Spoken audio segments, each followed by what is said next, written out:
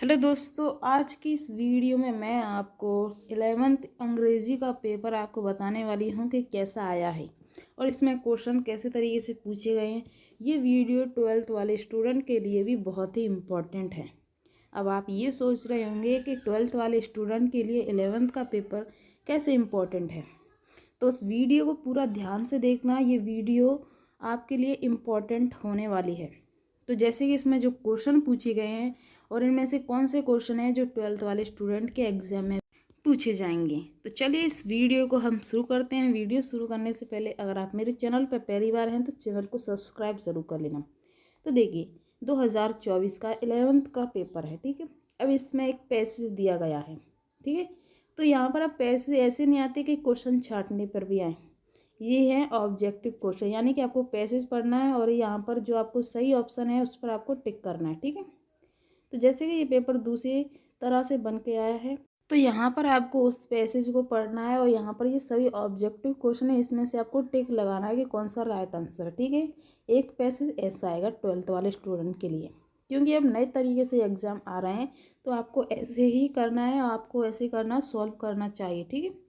तो चलिए next page देखते हैं कि नेक्स्ट क्वेश्चन कैसे हैं। तो यहाँ पर ये सभी उस पैसेज में से दिए गए हैं, तो आपको इसके सभी राइट आंसर पर आपको टिक कर देना है। वैसे बताया जाता है कि OMR पर आपको टिक करना है, ठीक है। अब दूसरा पैसेज कैसा दिया गया है, यानी क्वेश्चन छांटने वाला, जैसे कि पहले आता था।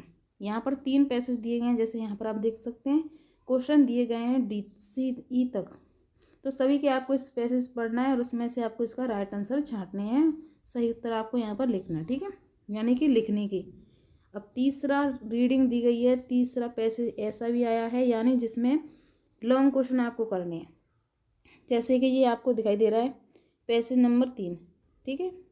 तो देखिए यहाँ पर आपको लॉन्ग क्वेश्चन लिखने हैं, यानी कि इसमें से कम आपको 350 ऐसे शब्द, इतने शब्दों के आपको यहाँ पर लिखने हैं। यहाँ पर आपको आंसर, ठीक है, 5 नंबर वाला आंसर आपको लिखना है। तो इसमें से आपको बड़ा क्वेश्चन छांटना है। इस तरीके से तीसरा पैसेज ऐसा आएगा, ठीक है। तो ये 12 वाले स्टूडेंट के लिए इम्पॉर्टेंट है, इसीलिए आपको इसकी भी तैयारी करनी चाहिए किस तरीके से ये सॉल्व होते हैं, ठीक है। नेक्स्ट, तो देखिए अब यहाँ पर ऐसे लिखना है आपको, ठीक है, कम से कम 300 वर्ड में, ठीक है। तो यहाँ पर आपको जैसा आपको पसंद हो, आपने जौन सा याद किया हो, आपको उस पर लिखना है। फिर आपको एडिटर पे आ गया, न्यूज़पेपर पर, ठीक है, या एप्लीकेशन। तो यहाँ पर आपको इन दोनों में से एक करना है, ठीक है, लिखा है और तो आपको इन दोनों में से एक करना है, तो आप कौन सा भी कर सकते हैं। अब यहाँ पर ग्रामर आ गई।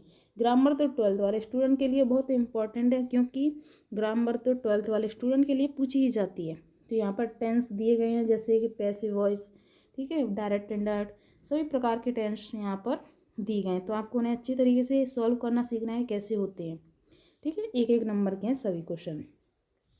अब यहाँ पर दिया गया है ट्रांसलेट, यानी कि हिंदी की आपको इंग्लिश करनी है ट्रांसलेट, ठीक है। तो ये आपको सीखना है।